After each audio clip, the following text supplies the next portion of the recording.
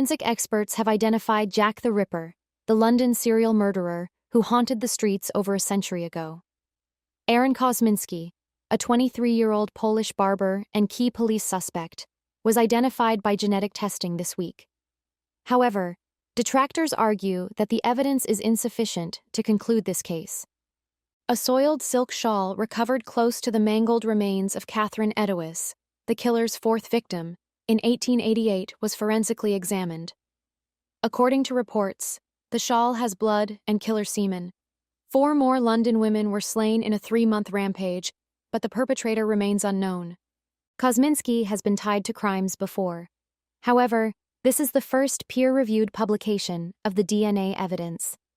Biochemist Jari Louhelainen of Liverpool John Moores University in the UK performed the first genetic testing on shawl samples some years ago, but he wanted to wait until the controversy subsided before submitting the findings. In naming Jack the Ripper, 2014, Russell Edwards, who acquired the shawl in 2007 and provided it to Louhelainen, utilized the unpublished test findings to identify Kosminski as the killer. However, geneticists noted that insufficient technical data regarding the study of DNA material from the shawl made it difficult to evaluate the claims. The new study outlines them somewhat. In the most systematic and most advanced genetic analysis to date regarding the Jack the Ripper murders, Louhelainen and his colleague David Miller, a reproduction and sperm expert at Leeds University, extract and amplify the shawl's DNA. The testing matched mitochondrial DNA fragments from the shawl to those from Eddowes and Kosminski's surviving relatives. The Journal of Forensic Sciences concludes that Kosminski's DNA matches a living relative. The study reveals the murderer had brown hair and eyes, supporting eyewitness testimony. These characteristics are surely not unique, the paper's authors concede. The experts say blue eyes are becoming more frequent than brown in England. The outcomes may disappoint critics. The research lacks specifics on the genetic variations detected and compared between DNA samples. Instead, the writers use colorful boxes to illustrate them. They believe the shawl and current DNA sequences matched where the boxes overlap. According to their study, the Data Protection Act, a UK legislation protecting privacy, prevents them from disclosing Eddowes and Kosminski's live relatives' DNA sequences.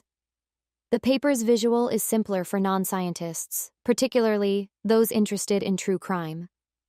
A forensic scientist at the Institute of Legal Medicine at Innsbruck Medical University in Austria, Walter Parson, argues mitochondrial DNA sequences pose no privacy danger and should have been disclosed in the publication.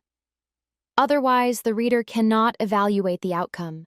I wonder where science and research will go if we provide colorful boxes instead of outcomes. Innsbruck mitochondrial DNA specialist Hansi Weissensteiner also disputes the study, which can only prove that 2 DNA samples are unrelated. Based on mitochondrial DNA, one can only exclude a suspect.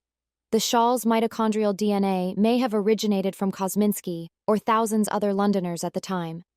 Critics of the Kosminski hypothesis say there's no proof the shawl was at the murder site. They think it may have contaminated over time. These DNA tests are not the first to identify Jack the Ripper.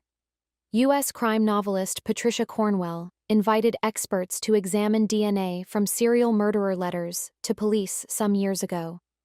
She identified the murderer as Walter Sickert, a painter, based on DNA research and other facts, although many experts think the letters were phony. Another DNA study of the letters suggested a female killer,